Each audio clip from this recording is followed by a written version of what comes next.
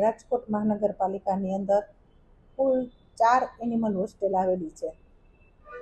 અમુક એનિમલ હોસ્ટેલની અંદર બ્લોક નાખવાની વાત હતી, પણ આપણે બ્લોક ત્યાં ન નાખી શકીએ, કેમ કે ત્યાં પશુઓને ચાલવા માટે તકલીફ પડે. બીજું કે 2 બ્લોકની વચ્ચે જગ્યા હોય, એ જગ્યામાં ગૌમૂત્ર ને બધું ફસાઈ જાય, જેના હિસાબે ત્યાં જીવાત પણ થાય અને દુર્ગંધ પણ આવે.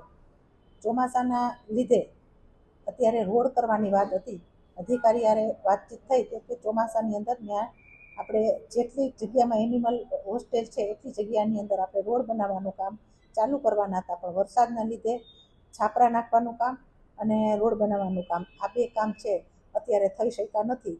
તો ચોમાસું જેટલું હળવું થઈ જશે તરત જ પશુઓને હેરાનગતિ ન ભોગવવી પડે, એના માટે થઈને ત્યાં રોડ બનાવવામાં આવશે અને છાપરા પણ નાખી દેવામાં આવશે.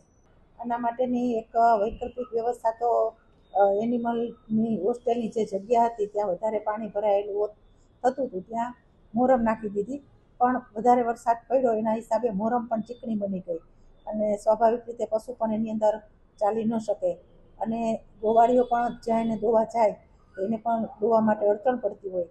બીજું મચ્છર અને માખીના પણ ત્રાસ હોય, જે પશુઓને ખૂબ ત્રાસદાયક હોય અને એના લીધે પણ એને પોતાને અગવડતા ઘણી બધી પડતી હોય.